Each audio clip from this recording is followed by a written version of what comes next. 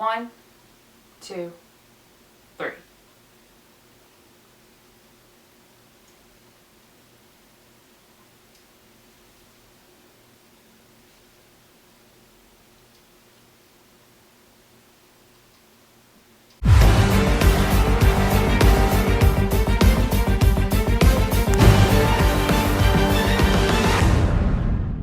So, where do you want to start? Apparently we don't really need a plan of where to start because that's just how Teen Wolf is written. No plan! I want to have a little conversation with all of you guys about the space-time continuum and how it works and how it's not supposed to work. So, right now, if you take the mythology from this episode, the Ghost Riders have to work in one of two ways.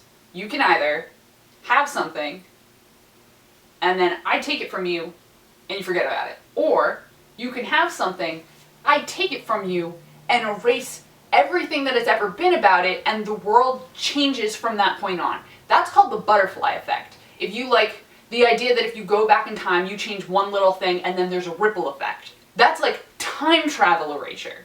As opposed to, I take something and you forget you ever had it, but everything remains the same. You still live in the same world. If you talk to Malia, that's the sort of effect that the Ghost Riders have on people. Because we still have memories where, like, she was there, Stiles locked her up, there's literally no other alternative. Stiles had to have been there to chain her wrists together. Then why is Claudia alive? That's a good question. Why is she alive? Why? Just why? Because that implies that something about Stiles not existing anymore makes Claudia exist. And it's not just to the sheriff, because Parrish was like, your wife is in your office. So it's not the sheriff hallucinating and trying to remind him that he had a kid. She is physically there, she is physically alive, and that shouldn't happen because of the Ghost Riders. So I really hope that you're telling me that something else is going on, and something else is the reason that she was resurrected, and that just so happens to coincide with the fact that her son is erased from existence. Because if you're trying to tell me that her son was erased from existence and that's why she's back, that doesn't match with the rest of the mythology, and it makes me really upset. You good? No, but... Not ever. If they wanted to bring Claudia back, and they want to make it a reason why Stiles is the reason she's dead, then you have to look at all the things that go with that. With Scott, with Peter, with Malia, with everything. You can't just say, oh, we're bringing Claudia back because Stiles is no longer a human being that exists in this realm. Like, there's so much that revolves around Stiles, which is no shock, because, you know, he's a Teen Wolf. No shade, but everything starts with him. He brought Scott out of the woods. Right, so you have Scott saying, like, why did I come out here? Because Stiles existed. And then you have Claudia, she's like, why am I here? And we're like, well, we don't know, Claudia. That's a real good question. Let's talk, Claudia. Even if Stiles no longer existing at any point in history would have meant that Claudia was alive, which it doesn't because she had a genetic disease.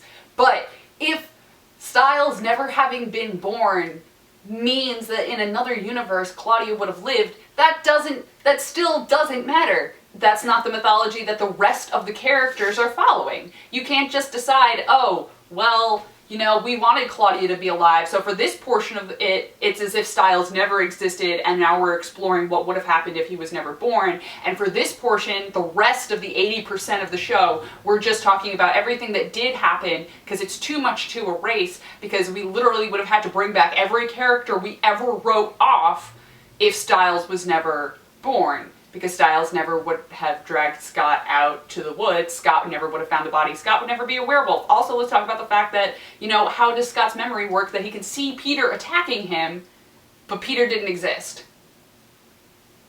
Also, Allison Argent is still a human being. Allison Argent would still be alive, Isaac would still be in town, his dad would still be alive, Jackson would still be in town, Lydia would still be in love with Jackson, and Malia would still be a coyote. Boom.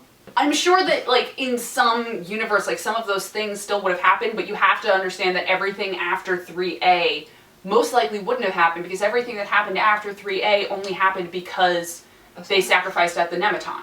Yeah. The entire 3B is because Stiles got possessed. It's because Stiles exists. So they just don't remember that 3B ever happened. I'm looking forward to, if that's the case and they're picking and choosing what they're bringing back, I want Chris Argent on the scene. I want to know what happened to his daughter. Right, but Chris is supposed to come back. I know. So where is Chris's family? Exactly. What happened to his wife? What happened to his daughter? What happened to his father? Like, what happened? His father, who was still alive, which I completely forgot about until right now, Oh, because we that's just right. resurrected him at the end of So is last Kate. season. Kate's alive too. Kate's alive somewhere too. But you know what? Stiles doesn't exist in Claudia's life, so nothing makes sense. So what I'm saying is that I really hope that they go somewhere else with that, because I think that Claudia being alive would be really interesting, but I really hope that it is revealed to be for a different reason than we currently know. If that has something to do with the Nazi werewolf or a third plot line, because I know that Teen Wolf likes to juggle a lot of different plot lines at once, which can be really fun, I just hope that that is indicative of a different plot line happening and isn't tied to the Ghost Riders, because if it is, I have a problem with it.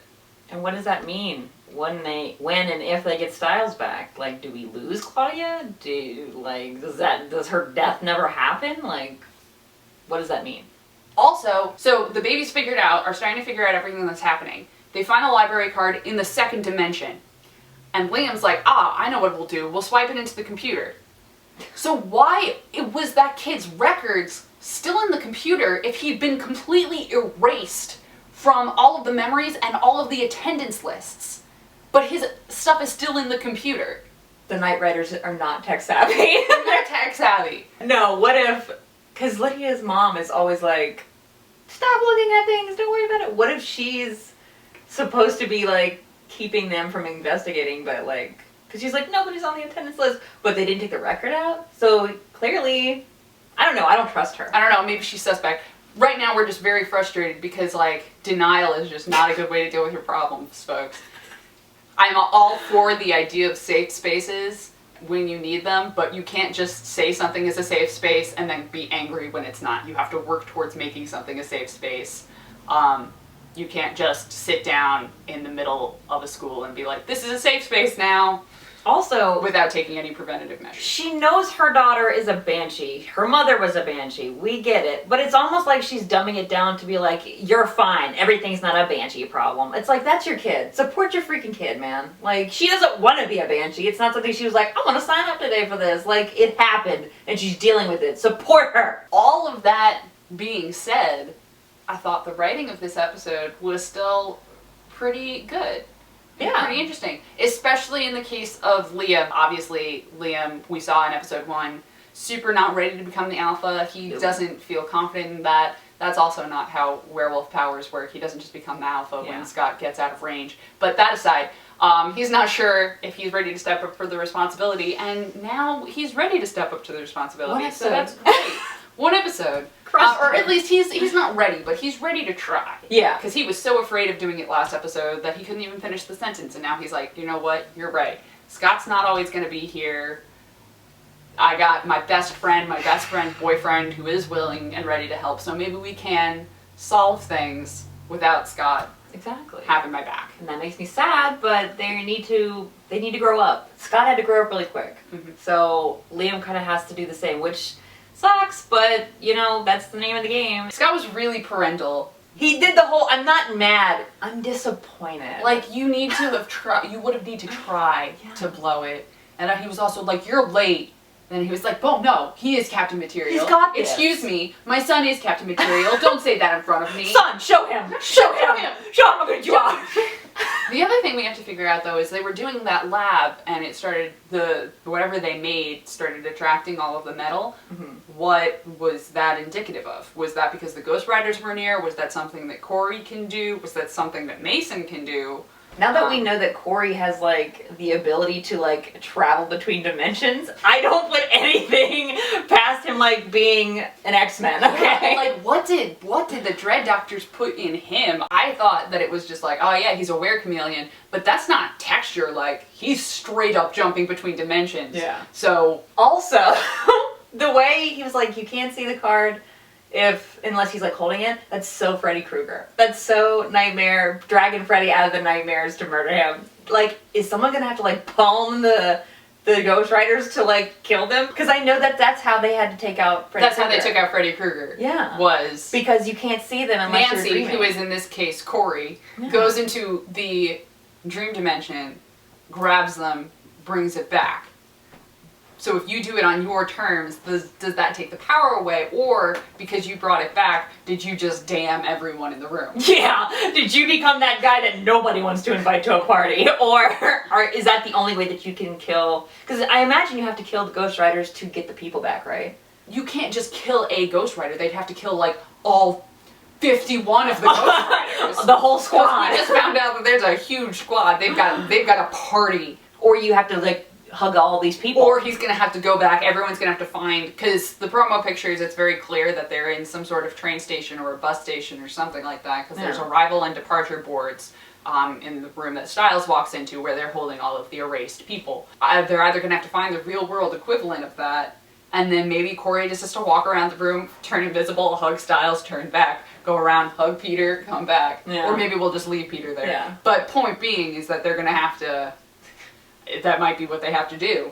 But yeah, Baby's had a really good plot line. Oh yeah. We did that. They did some detective work. I like when the boys work together. Yes. Instead of bickering.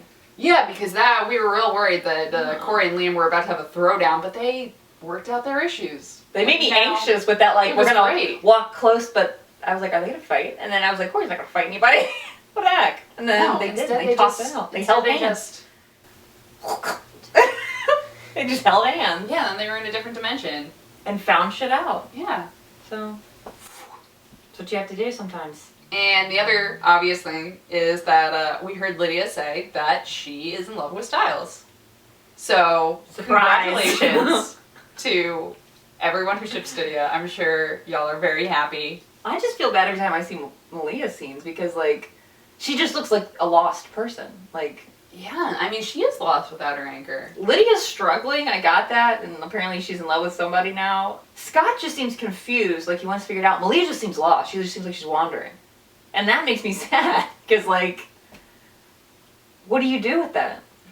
And who was that boy? And god darn! I don't know, but she got some. And her, I can't even talk about her sleep attire because it takes me places. It was nice. 2 thumbs. I'm about that life. We have a lot that we still have to learn and a lot that we still have to figure out. Yeah. How everything is working, and we have questions that need to be answered that may or may not be answered in the future. Real excited for Peter to come back. Real excited for Theo to come back. Oh, girl. No. Okay, and that's basically all we've got for you today. So thanks for tuning in. We'll see you next week. I won't.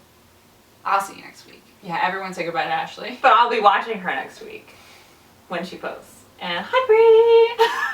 Ow!